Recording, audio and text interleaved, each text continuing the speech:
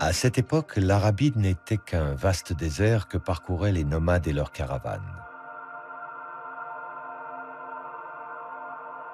L'oasis de la Mecque abritait la Kaaba, un sanctuaire où l'on vénérait encore de multiples dieux, des idoles de pierre.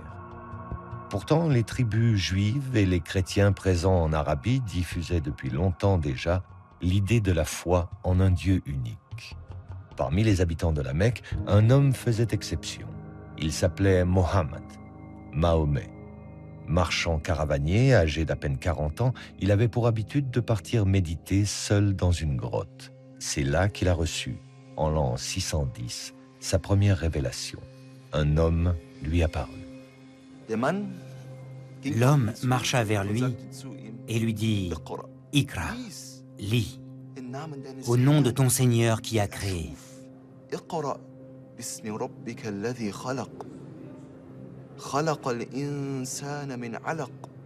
Qui a créé l'homme d'une adhérence.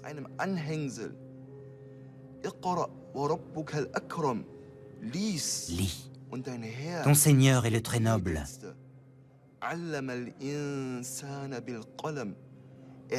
Qui a enseigné par la plume, a enseigné à l'homme ce que l'homme ne savait pas.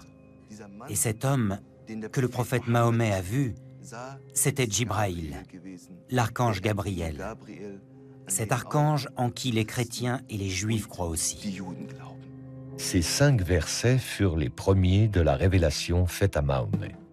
La révélation, tout entière recueillie dans le Coran, affirme avant tout que Dieu est unique et que Mahomet est son ultime prophète, son messager, dans la lignée d'Abraham, de Moïse et de Jésus.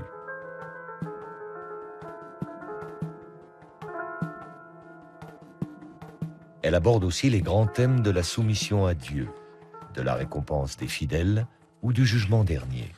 Elle annonce enfin la venue d'une communauté nouvelle, celle des musulmans, et édicte les lois qui vont la régir sur le plan des rituels religieux, de l'organisation sociale, de la politique.